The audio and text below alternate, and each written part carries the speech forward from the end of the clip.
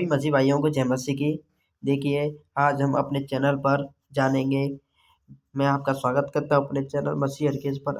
आज हम इस वीडियो में जानेंगे हिंदी बाइबल पुराने नियम की बुक विलाप गीत। देखिए, आप सबसे पहले अपनी बाइबल ओपन कीजिए, जैसे कि मैंने ओपन की बाइबल।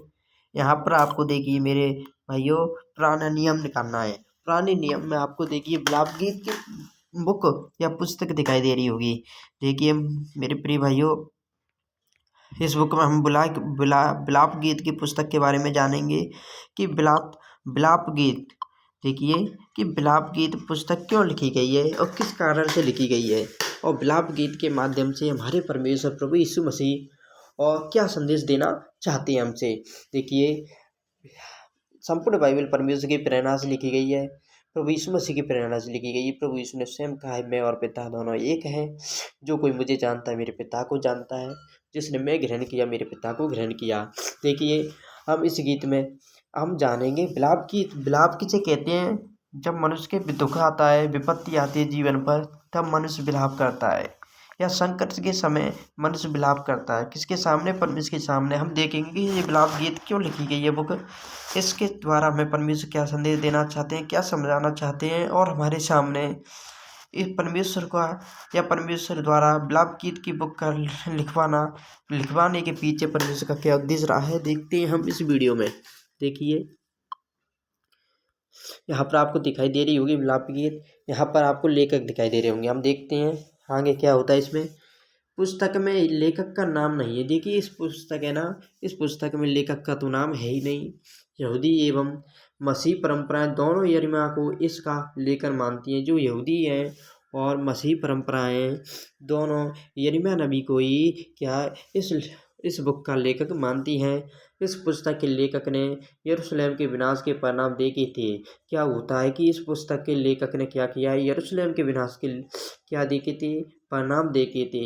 ऐसा प्रतीत होता है कि उसने शत्रु की सेना का आक्रमण स्वयं देखा था। ऐसा प्रतीत होता है कि यहाँ इस लेखक ने या इस गीत के लिखने वालों ने स्वयं शत्रु की सेना के विनाश के परिणाम देखे थे या घटनाएं देखी थी।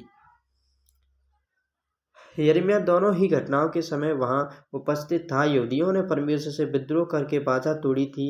परमेश्वर ने उन्हें अनुशासित करने के लिए बाबेल को अपना साधन बनाया था। इस पुस्तक में घोर कष्टों के वर्णन के उपरांत भी में आशा की प्रतिज्ञा है। यिर्मयाह परमेश्वर की भलाई को स्मरण करता है। वह परमेश्वर की विश्वास योग्यता के सत्य द्वारा उन्हें ढाढ़स बनाता है। क्या करता है? ढाढ़स बनाता है। आगे हम देखते हैं। वह पाठकों को परमेश्वर की करुणा और अचूक प्रेम के बारे में बताता है। यहाँ अब इस बुक को हम देखते हैं लेखन तिथि एवं स्थान। इस बुक लेखन तिथि और स्थान क्या है? देखिए, लगभग 586 से 584 ईस्वी पूर्व ये बुक लिखी गई है। यिर्मयाह द्वारा यहाँ बाबेल की सेना द्वारा यरूशलेम के घेराव एवं विनाश का प्रत्यक्ष वर्णन किया गया है। प्रापक में क्या क्या शामिल हो जाएंगे मेरे भाइयों, देखते हैं। देखिए, प्रापक में निर्वासन में शेष रहे यहूदी जो स्वदेश लौट आए तथा सब बाइबल पाठक। उद्देश्य में देखिए क्या शामिल है, क्या इस बुक का क्या उद्देश्य रहा है। देखिए, यहाँ पर दिया गया है किस उद्देश्य पर ये बुक लिखी गई है। देखते हैं। पाप चाहे व्यक्तिगत हो या सामूहिक। देखिए, यहाँ पर क्या क्या बताया गया है। पाप चाहे व्यक्तिगत हो, व्यक्तिगत का मतलब है चाहे स्वयं किया करने वाला पाप हो, मतलब व्यक्तिगत एक मनुष्य के द्वारा स्वयं किया गया पाप व्यक्तिगत में शामिल हो जाता है, या सामूहिक में वो पाप शामिल हो जाते हैं जो सब मिलकर करते हैं। जैसे कि कुछ पाप तो ऐसे होते हैं कि जो मनुष्य अकेला करता है, स्वयं करता है, परंतु कुछ पाप ऐसे होते हैं कि ग्रुप जैसे 5-6 जने या 10 जने मिलकर पाप करते हैं, वो सामूहिक पाप में शामिल होते हैं। अब हम देखते हैं क्या होता है आगे, क्या बताया जाएगा। उसका परिणाम भोगना पड़ता है। देखिए, पाप किसी भी प्रकार का हो, उसका परिणाम तो भोगना पड़ता है। परमेश्वर अपने अनुयायियों को लौटा जान लाने के लिए मनुष्य तथा परिस्थिति को साधन बनाता है। आशा केवल परमेश्वर से होती है। जिस प्रकार परमेश्वर ने निर्वासन में कुछ यहूदियों को बचा कर रखा था, उसी प्रकार उसने अपने पुत्र यीशु को उद्धारक बनाकर दे दिया। पाप अनंत मृत्यु लाता है, परंतु फिर भी परमेश्वर अपनी उद्धार की योजना द्वारा शाश्वत जीवन प्रदान करता है। विलाप गीत की पुस्तक स्पष्ट दर्शाती है कि पाप और विद्रोह विद्रोह परमेश्वर की क्रोध को लाते हैं। क्या करते हैं? पर विलाप गीत की पुस्तक स्वयं दर्शाते हैं पाप और विद्रोह परमेश्वर के क्रोध को लाते हैं। देखिए मूल विषय में क्या क्या शामिल है। देखिए आपको पता है मूल विषय में विलाप गीत तो शामिल ही है, विलाप तो है ही इस बुक में संपूर्ण। यिर्मयाह यरूशलेम के लिए विलाप करता है। यहाँ पे यिर्मयाह बच सकता है ना, जो परमेश्वर का इतिहास है नबी है, वो क्या है? यरूशलेम के लोगों के लिए विलाप करता है। उन्होंने उसके दुखों, यिर्मयाह नबी ने उनके दुखों को या परमेश्वर के क्रोध को आंखों से देखा था। पाप परमेश्वर का क्रोध लाता है। देखिए पाप क्या करता है? परमेश्वर के क्रोध को लाता है। यहाँ पर क्या बात हुई है कि पाप है वो परमेश्वर के क्रोध को लाता है। तीसरे नंबर पर हम देखते हैं परमेश्वर अपने लोगों को कभी नहीं छोड़ता। तीसरे नंबर पर क्या बात हुई है मेरे भाइयों कि परमेश्वर है जो अपने लोगों को कभी नहीं छोड़ता। यदि परमेश्वर की आज्ञाओं का पालन किया जाए तो परमेश्वर अपने लोगों को कदापि नहीं छोड़ता है। 4वें अध्याय में हम देखते हैं यरूशलेम की महिमा का अंत। यहाँ पर क्या हुआ है? जो यरूशलेम है उसकी महिमा का अंत हुआ है। यिर्मयाह अपने लोगों के लिए मध्यस्थता करता है। जो यिर्मयाह बच सकता है ना, वो अपने लोगों के लिए मध्यस्थता करता है। आगे हम देखते हैं और देखिए अब हम चलते हैं विलाप गीत के 1 अध्याय पर। देखिए जो विलाप गीत है उसके पहले अध्याय में क्या बातें हुई हैं इस पर हम देखते हैं। विलाप गीत के पहले भी अध्याय को हम देखेंगे। यहाँ पर देखिए आप हिंदी बाइबल में विलाप गीत खोलिए और देखिए यहाँ पर आप देखिए पहले वचन को देखिए। विलाप गीत में उपद्रव में यरूशलेम। देखिए जो उपद्रव में कौन था? यरूशलेम नगर था। हम देखते हैं किस प्रकार से उपद्रव में था, जो नगरी लोगों से भरपूर थी। देखिए यरूशलेम क्या था? एक नगरी थी जो लोगों से भरपूर थी। उसमें लोग बहुत ज़्यादा थे। वह क्यों एक विधवा के समान बन गई? वो नगरी देखिए परमेश्वर ने अपने क्रोध के कारण उसके नगरों लोगों को, बहुत सारे लोगों को नाश कर दिया था। वो एक विधवा के कारण वह क्यों एक विधवा के समान बन गई? देखिए यहाँ पर जो यिर्मयाह भविष्यवक्ता है ना, वो यरूशलेम के ही निवासी था। देखिए जब हम लोग अपने अपने सगे संबंधी या अपने भाई बंधुओं को नाश होते हुए देखते हैं तो हमें बहुत दुख होता है, चाहे हमसे प्रेम करते हों या ना करते हों। देखिए यहाँ हम देखते हैं वह क्यों एक विधवा के समान बन गई। वह जो जातियों की दृष्टि में महान और प्रांतों में रानी थी, अब क्यों कर देने वाली हो गई है। और क्यों देखिए कर देने वाली हो गई। देखिए जिस प्रकार, देखिए आपको मैं एक उदाहरण दूं, जैसे कि इंडिया का मैच आता है। इंडिया के मैचों को हम लोग देखते हैं, हर कोई देखता है। देखिए इंडिया हार जाए और जीत जाए, इससे हमको और आपको कुछ भी लाभ नहीं होता है, परंतु फिर भी हम देखिए इंडिया के जीतने की आशा लगाते हैं और हार जाती है तो हम सभी क्या हो जाते हैं? दुखी हो जाते हैं।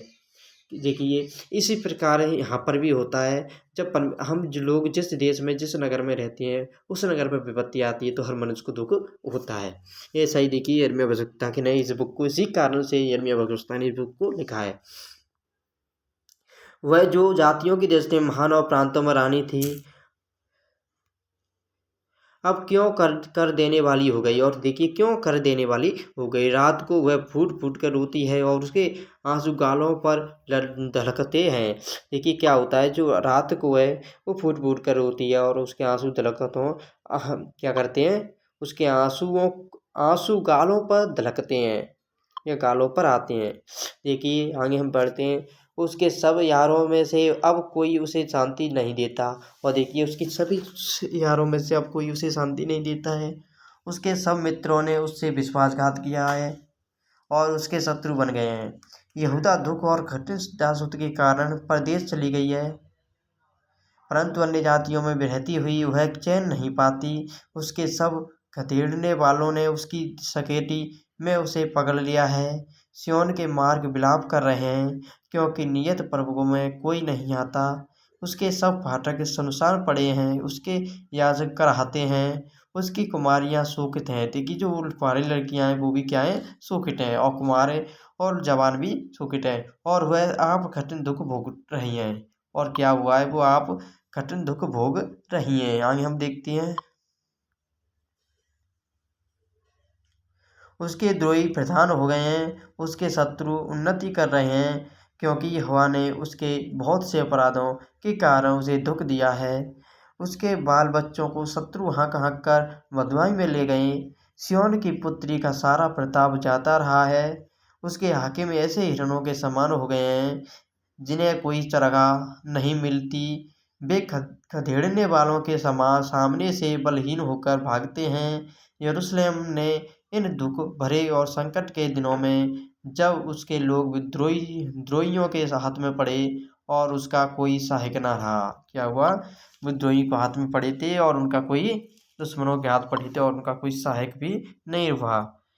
अपनी सब मनभावनी वस्तुओं को जो प्राचीन काल से उसकी थी स्मरण किया है, उसके द्रोहियों ने उसको उजड़ा देखकर उपहास में उड़ाया है। यरूशलेम ने बड़ा पाप किया है, इसलिए वह अशुद्ध स्त्री सी हो गई है। जितने उसका आदर करते थे वे उसका निरादर करते हैं, क्योंकि उन्होंने उसकी नंगाई देखी है। हाँ, वह कराहती हुई मुँह फेर लेती है, उसकी अशुद्धता उसके पृष्ठ पर है। उसने अपने अंत का स्मरण न रखा, इसलिए वह भयंकर रीति से गिराई गई और कोई उसे शांति नहीं देता।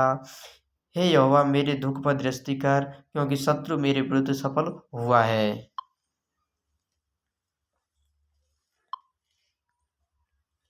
द्रोहियों ने उसकी सब मनभावनी वस्तुओं पर हाथ बढ़ाया है।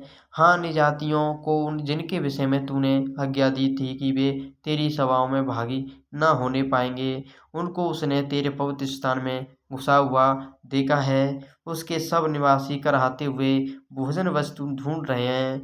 उन्होंने अपना प्राण बचाने के लिए अपने मनभावनी वस्तुएं बेचकर भोजन मोल लिया है।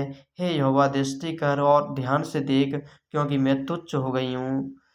हे सब बटोहियों, क्या तुम्हें इस बात की कुछ भी चिंता नहीं?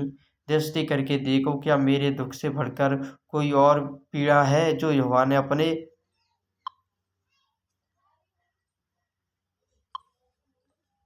क्रोध के दिन मुझ पर डाल दी है। उसने ऊपर से मेरी हड्डियों में आग लगाई है और वे उसमें उससे भस्म हो गई हैं।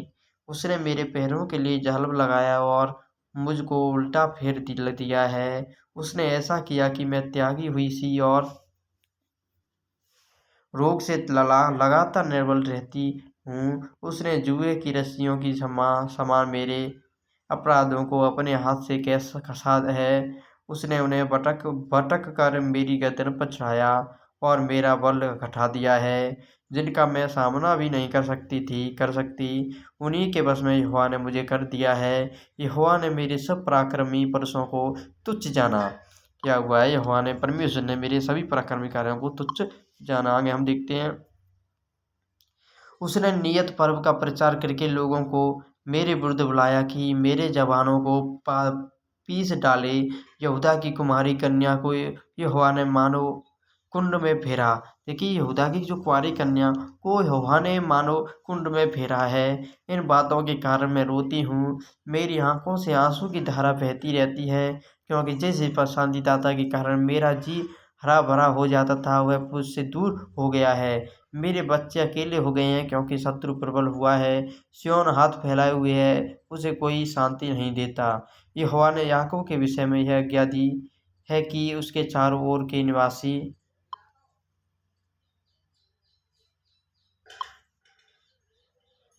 उसके विद्रोही हो जाएं। यरूशलेम उनके बीच अशुद्ध स्त्री के समान हो गई है। यहोवा सच्चाई पर है, क्योंकि मैंने उसकी आज्ञा का उल्लंघन किया। देखिए मेरे प्रियो, यहाँ पर कोई इसकी बात नहीं बोल रही है। यहाँ पर क्या है, जो यरूशलेम नगर है ना, वो उसके माध्यम से यरूशलेम नगर यहाँ पर पुकार रहा है। यरूशलेम नगर, यहाँ पर क्या हुआ है, जो यरूशलेम नगर है ना, उसके विलाप की बातें यहाँ पर हो रही है। सारी बातें यरूशलेम स्वयं कह रहा है कि मैं ऐसे ऐसे विलाप में पड़ा हूँ। हे सब लोगों, सुनो और मेरी पीड़ा को देखो। मेरे कुम्हार और कुमारियाँ बँधुआई में चली गई हैं। जो यरूशलेम नगर है वो ये सब बातें बोल रहा है। मैंने अपने मित्रों को पुकारा, परंतु उन्होंने भी मुझे धोखा दिया। जब मेरे याजक और पुरनिये इसलिए भोजन वस्तु ढूंढ रहे थे कि खाने से उनका जी हरा हो जाए, तब नगर ही में उनके प्राण छूट गए।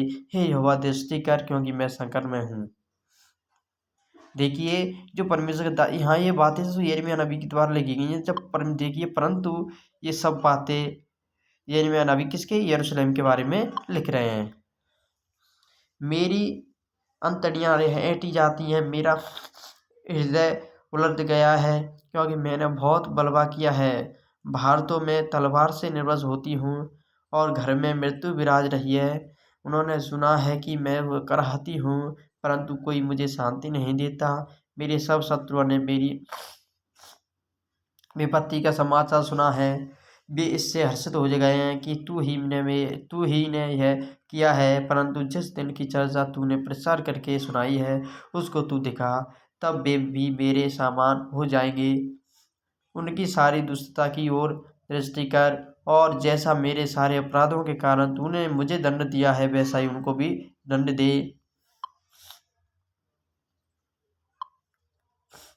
क्योंकि मैं बहुत ही कराती हूँ और मेरा हृदय रोग से निर्बल हो गया है।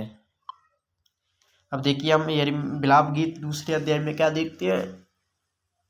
अब मेरे भाइयों विलाप गीत दूसरे अध्याय को ओपन कीजिए, यहाँ पर हम देखेंगे क्या बातें हुई हैं।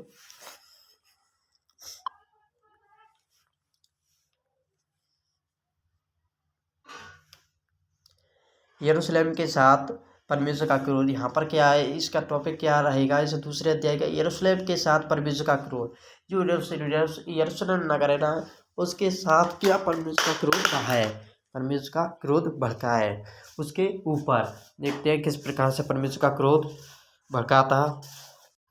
देखिए हम देखते हैं, यहोवा ने सिय्योन की पुत्री को किस प्रकार अपने कोप के बादलों से ढांप दिया है।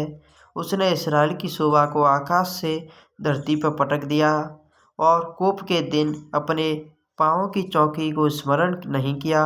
यहोवा ने याकूब की सब बस्तियों को निष्ठुरता से नष्ट किया।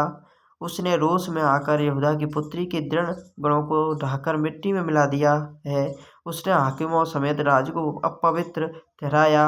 उसने क्रोध में आकर इस्राएल के सींग को जड़ से काट डाला।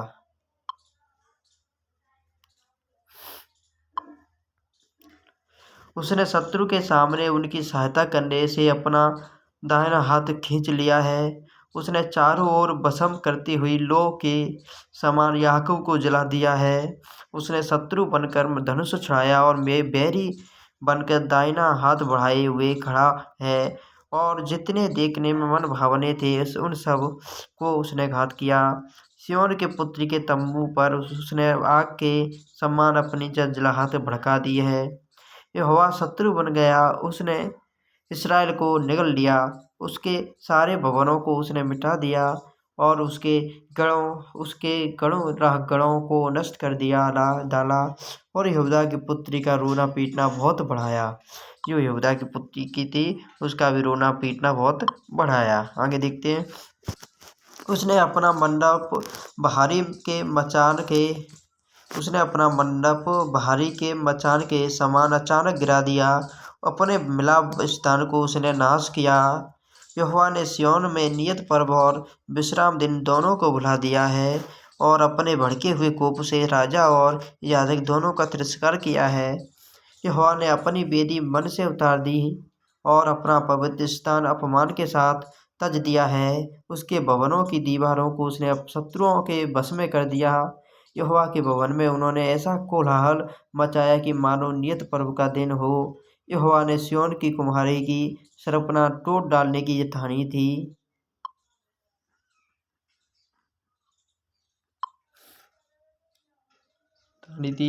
उसने डोरी डाली और अपना हाथ उसे नाश करने से नहीं खींचा। उसने किले और सरपना को दोनों से विलाप करवाया, वे दोनों एक साथ गिराए गए हैं। उसके फाटक भूमि में धंस गए, उनके बेड़ों को उसने तोड़कर नाश किया। उसके राजा और हाकिम अन्य जातियों में रहने के कारण व्यवस्था रहित हो गए हैं, और उसकी आवश्यकता यहोवा से दर्शन नहीं पाते।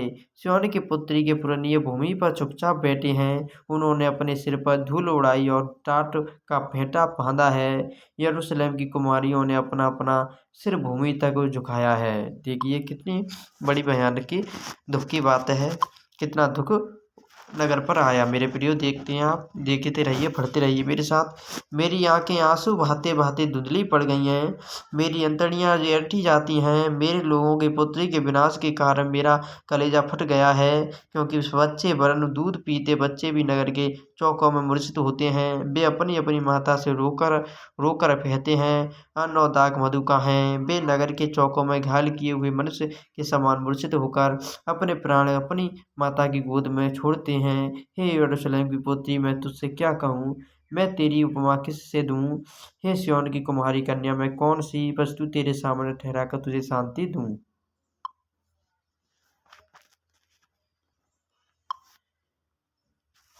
क्योंकि तेरा दुख समुद्र सा अपार है। देखिए कितना दुख है मेरे प्रियो, समुद्र सा अपार। समुद्र कितना बड़ा होता है, कितना गहरा होता है, समुद्र के समान दुख है, अपार है। तुझे कौन चंगा कर सकता है? तेरी भविष्यता ने दर्शन का दावा करके तुझसे व्यर्थ और मूर्खता की बातें कही हैं। उन्होंने तेरा अधर्म प्रकट नहीं किया, नहीं तो तेरी बंधुआई ना होने पाती, परंतु उन्होंने मुझे व्यर्थ के और झूठे वचन बताए, जो तेरे लिए देश से निकाल दिए जाने का कारण हुए। सब बटोई मुझ पर ताली बजाते हैं, यह वे यरूशलेम की पुत्री पर यह कहकर ताली बजाते और सिर हिलाते हैं। क्या यह वही नगरी है जिसे वह परम सुंदरी और सारी पृथ्वी के वर्ष का कारण कहते हैं थी? तेरे सब शत्रुओं ने मुझ पर मुंह पसारा है।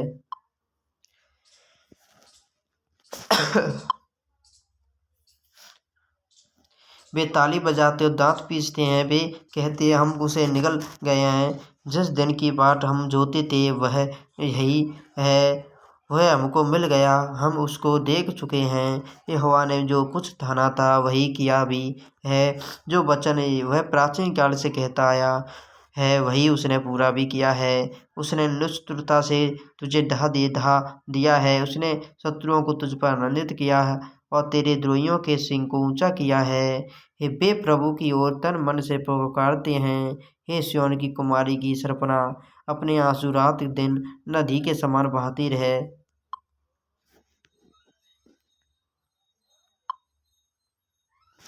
तनिक भी विश्राम ना ले, ना तेरी आँख की पुतली चैन ले। रात के हर पहर के आरंभ में उठकर चिल्लाया कर, प्रभु के सम्मुख अपने मन की बातों को उधारा के समान ढेर तेरे बाल बच्चे जो हर एक सड़क के किनारे पर भूख के कारण मूर्छित हो रहे हैं, उनके प्राण के निमित्त अपने हाथ उसकी ओर फैला।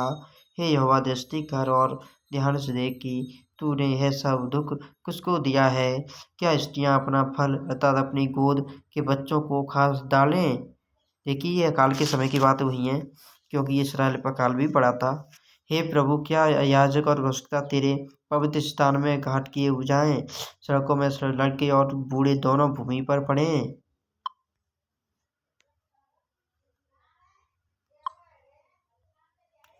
मेरी कुमारियां और जवान लोग तो तलवार से गिर गए हैं। तूने कोप करने के दिन उन्हें घात किया, तूने निष्ठुरता के साथ उनका वध किया है। तूने मेरे भय के कारणों को नियत पर्व की भीड़ के समान चारों ओर से बुलाया है, और यहोवा के कोप के दिन ना तो कोई भाग निकला और ना कोई बच रहा है। जिनको मैंने गोद में लिया और पाल पोस कर बढ़ाया था, मेरे शत्रु ने उनका अंत कर डाला है। क्या कर डाला है मेरे प्रियो? अंत कर डाला है। अब हम देखिए विलाप गीत में तीसरे अध्याय में देखते हैं क्या बात देखते हैं। यिर्मयाह नबी की देखिए आप देखते हैं, तीसरा अध्याय है, विलाप गीत है। भविष्यता की व्यवस्था और उसकी आशा। यहाँ पर की जो भविष्यता यिर्मयाह नबी है ना, वो क्या कह रहे हैं, उनकी एक आशा है। भविष्यता की व्यथा, भविष्यता अपने मन में दुखी है, परेशान है, बहुत व्यथा है, बहुत दुखी है, परंतु और उसकी आशा। और मेरी देखिए भविष्यता की एक आशा है, उसी की बातें यहाँ पर हुई है इस अध्याय में। तीन विलाप गीत तीन में देखिए मेरे साथ आप बाइबल हिंदी बाइबल ओपन करके साथ साथ पढ़ते जाइए, जिससे कि आपको विलाप गीत की संपूर्ण बुक समझ में आ जाए कि किस कारण ये लिखी गई है। देखते हैं क्या बातें हुई हैं। उसके रोज की छड़ी से दुख भोगने वाला पुरुष मैं ही हूँ। देखिए यहाँ पर भविष्यता क्या कह रहा है कि उसकी छड़ी से, उसकी तलवार से, उसकी छड़ी से, उसके रोज की छड़ी से दुख भोगने वाला पुरुष मैं ही हूँ।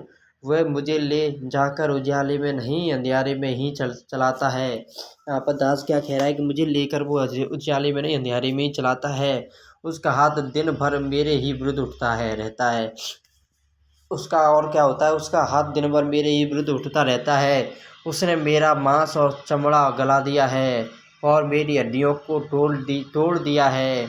उसने मुझे रोकने के लिए किला बनाया है और मुझको कठिन दुख और श्रम से घेरा है। उसने मुझे बहुत दिन के मरे हुए लोगों के समान अंधेरे स्थानों में बसा दिया है। मेरे चारों ओर उसने बाड़ा बांधा है कि मैं निकल ना सकता। कि देखिए यहाँ पर आवश्यकता क्या कह रहा है कि मेरे चारों ओर उसने धुप का पाड़ा बांधा है कि मैं उससे निकल भी नहीं सकता। उसने उसने मुझे भारी सांकल से जकड़ा है। मैं चिल्ला चिल्ला के दुहाई देता हूँ, तो भी वह मेरी प्रार्थना नहीं सुनता। मेरे मार्गों को उसने गढ़े हुए पत्थरों से रोक रखा है। मेरी डगरों को उसने टेढ़ी कर दिया है। वह मेरे लिए घात में बैठे हुए रीछ और घात लगाए हुए सींग के समान है। उसने मुझे मेरे मार्गों से भुला दिया और मुझे फाड़ डाला। उसने मुझको उजाड़ दिया है। उसने धनुष उछालकर मुझे अपने तीर का निशाना बनाया है। उसने अपनी तीरों से मेरे हृदय को भेद दिया है। सब लोग मुझ पर हंसते हैं और दिन भर मुझ पर ढालकर गीत गाते हैं।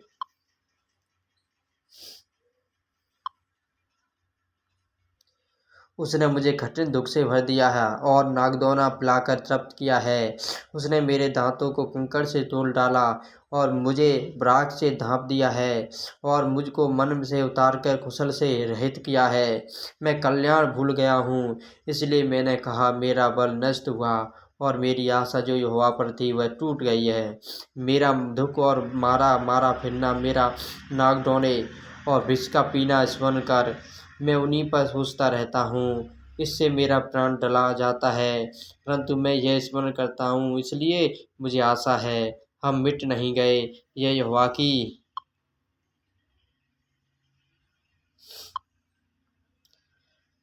की महाकरुणा का फल है, क्योंकि उसकी दया अमर है। प्रति भोर वह नई होती रहती है। तेरी सच्चाई महान है। मेरे मन ने कहा यहोवा मेरा भाग, उस इस कारण मैं उससे आशा रखूंगी।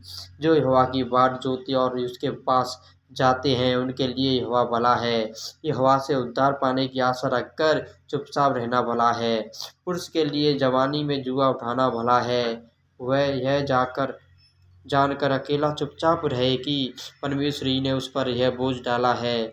वह अपना मुंह धूल में रखे, क्या जाने इसमें कुछ आशा हो।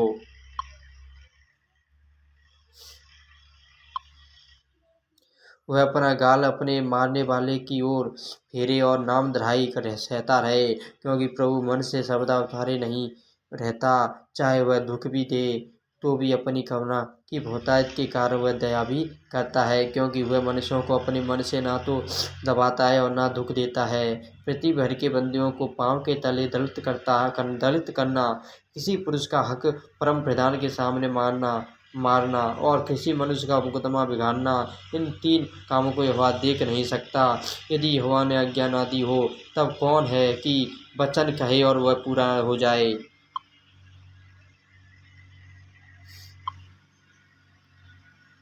विपत्ति और कल्याण क्या दोनों परम प्रधान की आज्ञा से नहीं होते? इसलिए जीवित मनुष्य क्यों कुड़कुड़ाए और पुरुष अपने पाप के दंड को क्यों बुरा माने? हम अपने चाल चलन को ध्यान से परखें और यहोवा की ओर फिरें। देखिए यहाँ पर क्या कह रहा है परमेश्वर का दास और सकता, हम अपने चाल चलन को परखें और परमेश्वर की ओर फिरें। हम स्वर्ग में वास करने वाले परमेश्वर की ओर मन लगाएं और हाथ फैलाएं और कहें, हमने तो अपराध और बलवा किया है और तूने क्षमा नहीं किया। तेरा कोप हम पर है, तू हमारे पीछे पड़ा। तूने बिना तरस खाए घात किया है। तूने अपने को मेघ से घेर लिया है कि तुझ तक प्रार्थना ना पहुंच सके। तूने हमको जाति जाति के लोगों के बीच में कूड़ा करकट का सा ठहराया है। आगे हम 40वें अध्याय में देखते हैं। हमारे सब शत्रुओं ने हम पर अपना अपना मुंह फैलाया है। भय और गड्ढा, उजाड़ और विनाश हम पर आ पड़े हैं। मेरी आंखों से मेरी प्रजा की पुत्री के विनाश के कारण जल की धाराएं बह रही हैं। मेरी आंख से लगातार आंसू बहते रहेंगे जब तक यहोवा स्वर्ग से मेरी ओर न देखे।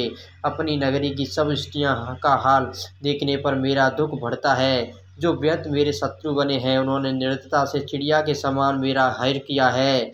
उन्होंने मुझे गड्ढे में डालकर मेरे जीवन का अंत करने के लिए मेरे ऊपर पत्थर लुढ़काए हैं। मेरे सिर पर से जल बह गया। मैंने कहा मैं अब नाश हो गया।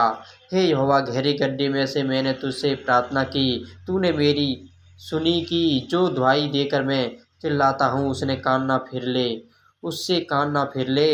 जब मैंने तुझे पुकारा तब तूने मुझसे कहा, मत डर। हे यहोवा, तूने मेरा मुकद्दमा लड़कर मेरा प्राण बचा लिया है। हे यहोवा, जो अन्याय मुझ पर हुआ है उसे तूने देखा है, तू मेरा न्याय चुका।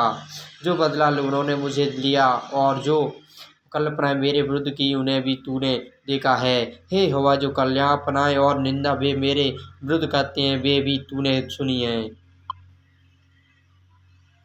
आगे हम देखते हैं, मेरे विरोधियों के वचन और जो कुछ भी वे मेरे विरुद्ध लगातार सोचते हैं उन्हें तू जानता है। उनका उठना बैठना ध्यान से देख, वे मुझ पर लगते हुए गीत गाते हैं। हे यहोवा, तू उनके कामों के अनुसार उनको बदला देगा। तू उनका मन सुन सुन कर देगा, तेरा श्राप उन पर होगा। हे यहोवा, तू अपने कोप से भर उनको खदेड़ खदेड़ कर धरती पर से नाश कर देगा। अब देखिए हम चौथे अध्याय में क्या देखेंगे, सिय्योन की अधोगति। यहाँ पर देखिए सिय्योन देश है ना, सिय्योन जो नगर है, परमेश्वर का नगर सिय्योन, सिय्योन की अधोगति, सिय्योन नगर की क्या हुई है, अधोगति हुई है। यहाँ पर देखते हैं क्या अधोगति हुई है, कैसी उन्नति हुई है या कैसा क्या हुआ है, हम देखेंगे इस अध्याय में। देखते हैं क्या होता है। सोना कैसे खोटा हो गया।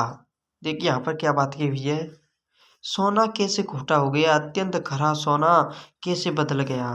सिय्योन जो पवित्र था उसकी क्या हो गया, खोटा कैसे हो गया। पवित्र स्थान के पत्थर तो हर एक सड़क के सिरे पर फेंक दिए गए हैं। सिय्योन के उत्तम पुत्र को जो कुंदन के तुल्य थे, सिय्योन के उत्तम पुत्र जो देखिए किसके, कुंदन के सोने के तुल्य थे, वे कुम्हार के बनाए हुए मिट्टी के घरों के समान कैसे तुच्छ गिने गए हैं।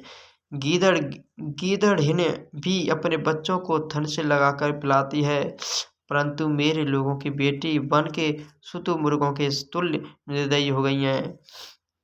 दूध पीते बच्चों की जीभ प्यास के मारे तालू में चिपट गई है। बाल बच्चे रोटी मांगते हैं परंतु कोई उनको नहीं देता। देखिए ये अकाल के समय की भी बातें, अकाल के समय के कारण भी देखिए यहाँ पर विलाप किया गया है। जो स्वादिष्ट भोजन खाते थे वे अब सड़कों में व्याकुल रहते हैं। जो मखमल के वस्त्रों में पले थे अब घूरों पर लेटते हैं। मेरे लोगों की बेटी का धर्म सदोम के पाप से भी अधिक हो गया है, जो किसी के हाथ डाले बिना भी क्षण भर में उलट गया है था। उसके कुलीन हिम से निर्मल और दूध से भी अधिक उज्जवल थे।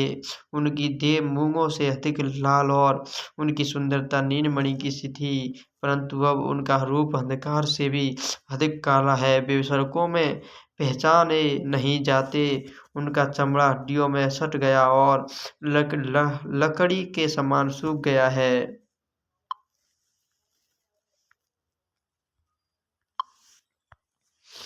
तलवार के मारे हुए, भूख के मारे हुओं से अधिक अच्छे थे, जिनका प्राण खेत की उपज बिना भूख के मारे सूखता जाता है। दयालु स्त्रियों ने अपने ही हाथों से अपने बच्चों को पकाया है। मेरे लोगों के विनाश के समय वे ही उनका आहार बन गए हैं। यहोवा ने अपनी पूरी जलजलाहट प्रकट की है। उसने अपना कोप बहुत ही भड़काया और सिय्योन में ऐसी आग लगाई जिससे उसकी नींव तक भस्म हो गई है। पृथ्वी का कोई राजा या जगत का कोई निवासी इसका कभी विश्वास ना कर सकता था कि द्रोही और शत्रु यरूशलेम के फाटकों के भीतर घुसने पाएंगे।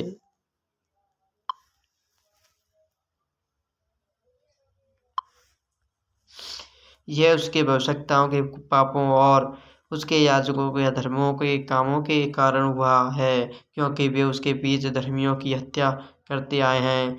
वे अब सड़कों में अंधे झरी के मारे मारे फिरते हैं और मानो लहू की छींटों से यहाँ तक अशुद्ध हैं कि कोई उनके वस्त्र नहीं छू सकता। लोग उनको पुकार कर कहते हैं, अरे अशुद्ध लोगों, हट जाओ हट जाओ, हमको मत छुओ। जब वे भागकर मारे मारे फिरने लगे तब अन्य जाति लोगों ने कहा, भविष्य में वे यहाँ टिकने नहीं पाएंगे। यहोवा ने अपने कोप से उन्हें तितर-बितर किया। क्या किया मेरे प्रियो, यहोवा परमेश्वर ने अपने क्रोध से उन्हें तितर-बितर किया। वह फिर उन पर दया दृष्टि ना करेगा। ना तो याजकों का सम्मान हुआ और ना पुरनियों पर कुछ अनुग्रह किया गया। हमारी आंखें व्यर्थ ही सहायता की बाट जोते जोते धुंधली पड़ गई हैं। हम लगातार एक ऐसी जाति की ओर ताकते रहे जो बचा नहीं सकी। लोग हमारे पीछे ऐसे पड़े हैं कि हम अपने नगर के चौकों में भी नहीं चल पक सके। हमारा अंत निकट आया, हमारी आयु पूरी हुई, क्योंकि हमारा अंत आ गया था। हमारे खदेड़ने वाले आकाश के उकाबों से भी अधिक वेग से चलते थे। वे पहाड़ों पर हमारे पीछे पड़ गए और जंगल में हमारे लिए घात लगाकर बैठ गए।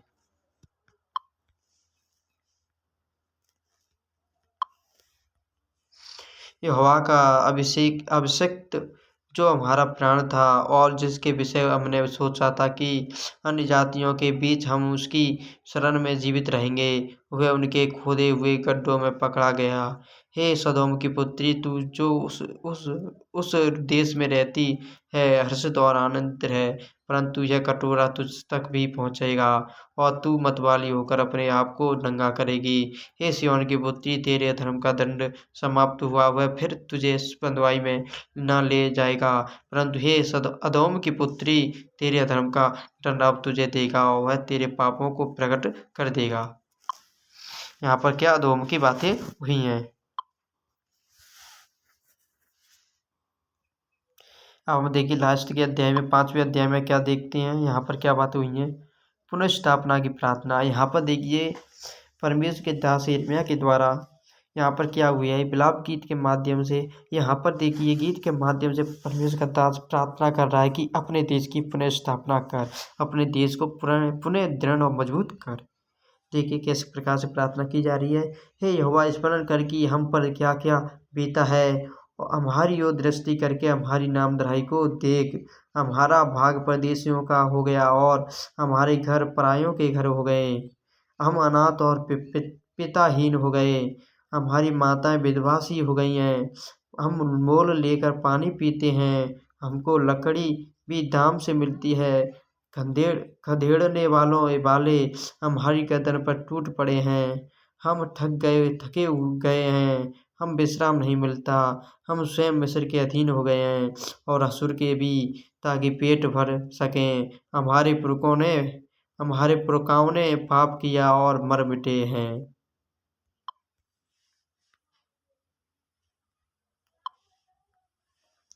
परंतु उनके अधर्म के कामों का भार हमको उठाना पड़ा है।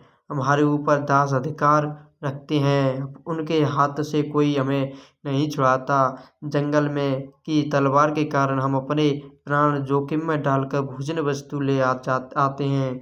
भूख की झुलसाने वाली आग के कारण हमारा चमड़ा तंदूर के समान काला हो गया है। सिय्योन में स्त्रियाँ और यहूदा के नगरों में कुमारियाँ भ्रष्ट की गई हैं। देखिए क्या हुआ है, सिय्योन में स्त्रियाँ और यहूदा के नगरों में कुंवारी लड़कियां भी क्या भ्रष्ट की गई हैं। हाकिम हाथ के बल टांगे गए हैं और पुरनियों का कुछ भी आदर नहीं किया गया। जवानों का चक्की चलानी पड़ती है और बाल बच्चे लकड़ी का बोझ उठाते हुए लड़खड़ाते हैं। अब फाटक पर पुरनिये नहीं बैठते, न जवानों का गीत सुनाई पड़ता है। हमारे मन का हर्ष जाता रहा, हमारा नाचना विलाप में बदल गया। हमारे सिर पर का मुकुट गिर पड़ा, हम पर है, क्योंकि हमने पाप किया है। देखिए पाप के कारण ही मनुष्य पे दुख आते हैं। यहाँ पर भी देखिए परमेश्वर के दास के द्वारा क्या बताया गया है कि हमने भी पाप किया है, इस कारण हमारा हृदय निर्बल हो गया है। इन्हीं बातों से हमारी आंखें धुंधली पड़ गई हैं।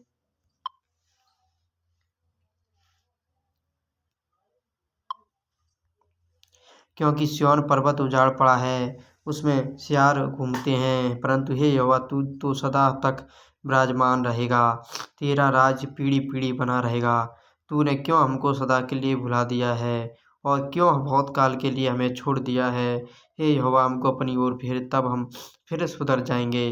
प्राचीन काल के समान हमारे दिन बदल कर ज्यों के त्यों कर दे, क्योंकि तूने हमें बिल्कुल त्याग दिया है। क्या तू हमसे अत्यंत क्रोधित है। देखिए प्रियो, हमारा ये अध्याय समाप्त हो गया है। परंतु हमने जो इसमें विलाप गीत पढ़े हैं, तो हमें भी, हमारे अंदर भी देखिए एक दुखसा आया है और हमें भी बहुत दुख होने लगा है। देखिए आपसे मैं विनती करता हूँ, अब आप भी और मैं एक छोटी सी प्रार्थना करें। हम ये प्रार्थना करें जिस प्रकार देखिए परमेश्वर ने यरूशलेम को दुख दिया, सिय्योन को दुख दिया। आज के समय में भी हम देखते हैं कि परमेश्वर के लोग जो विश्वास करते हैं वो संसार में बहुत दुख पा रहे हैं। यहाँ तक कि इतना दुख पा रहे हैं कि उनकी दुख की कोई सीमा भी नहीं है। आज हम देखते हैं जितने विश्वासी हैं, यदि आप चर्च जाते हैं, सत्संग जाते होंगे तो आपको सुनाई देती हुई जनी औरतों की और पुरुषों की गवाहियाँ। वो अपने लिए प्रार्थना विषय इतने बताते हैं कि हमारे जीवन में ये दुख है, इतना परेशानी है, हमारे लिए प्रार्थनाएँ करिए। हमें और हम उनकी प्रार्थना को सुन कर हम इतनी प्रार्थना बता दी जाती हैं कि जिनकी कोई सीमा नहीं है। आजकल मनुष्य के जीवन में भी जो विश्वासी हैं वो क्या है, मनुष्य की जो हैबिट है वो उनको छोड़ नहीं पाता है। इसके कारण उसके जीवन में जो पाप होता है, दुख आता है। आज के समय में भी ऐसा ही हो रहा है। हम परमेश्वर से विनती करें, इस छोटी सी प्रार्थना करें कि परमेश्वर सभी विश्वासियों पर अनुग्रह करे जो तेरे नाम को जानते हैं, और उनके बोझ परेशानियों को, दुखों को परमेश्वर उनके जीवन से दूर कर। और देखिए उन पर दया कीजिए परमेश्वर, ऐसा ना हो कि वो नाश हो जाएं। ठीक है, हम छोटी सी प्रार्थना करते हैं, अपने लिए भी करें, मेरे लिए भी करें, मेरे प्रिय भाइयों सभी के लिए करें। हमारे भी जीवन में दुख है। देखिए हम प्रार्थना करते हैं, हे हमारे प्यारे पिता, प्रभु यीशु मसीह के नाम में हम आपके चरणों में आते हैं पिता। हे मेरे परमेश्वर, जिस प्रकार पहुँचे आपने अपने लोग यरूशलेम और सिय्योन के जो आपके लोग थे, आपके परिवार वाले थे, आपने अपने लोगों को दुख दिया, इसी प्रकार मेरे परमेश्वर आज वर्तमान में 2024 में भी मेरे परमेश्वर हम लोग चारों ओर देखते हैं, जितने विश्वासी लोग हैं पिता, वो किसी न किसी परेशानी को लेकर ही तेरे पास जाते हैं पिता। वो प्रभु जी अपने हम जानते हैं प्रभु जी, मनुष्य प्रभु जी आपने स्वयं कहा है, जब तक मनुष्य चिन्ह और चमत्कार ना देख लेगा वो विश्वास ना करेगा। हे मेरे परमेश्वर, आज के समय के लोग भी प्रभु जी अपने तेरे चिन्ह और चमत्कार देखने के लिए जाते हैं, और वो किसी न किसी बोझ समस्याओं से घिरे हुए जाते हैं। आपका वचन स्वयं कहता है प्रभु जी, वही बोझ से दबे हुए लोगों मेरे पास आओ, मैं तुम्हें विश्राम दूंगा। वो मेरे परमेश्वर, इस वचन के कारण लोग प्रचार करते हैं तेरा, और सभी दुखियारी लोगों को जो परेशान है, दीन है, बीमार है, और जिनके जीवन में बहुत परेशानी, जो बहुत बोझ से दबे हुए हैं, सबको तेरे पास लेकर आते हैं। वो मेरे परमेश्वर, परंतु वो बोझ से दबे हुए तेरे पास आकर भी छुटकारा नहीं पाते।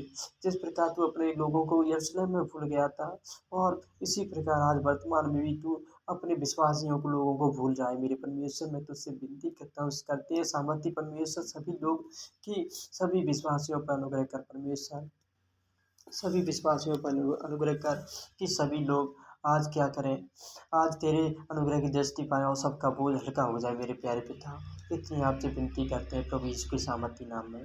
सुना इस छोटी सी प्रार्थना को और ग्रहण करें मेरे पिता। सभी विश्वासियों पर आप अनुग्रह दया की दृष्टि करें मेरे प्यारे पिता, प्रभु यीशु के नाम, आमीन आमीन। देखिए परमेश्वर आपको इस बुक के माध्यम से और इन वचनों के माध्यम से आशीष दे। यदि आप इस बुक को समझे हैं पूरी तरीक़ा से, मेरे साथ आपने अध्ययन किया है, तो देखिए आप कमेंट में आमीन लिखें और परमेश्वर का धन्यवाद करें। आमीन, धन्यवाद दिए।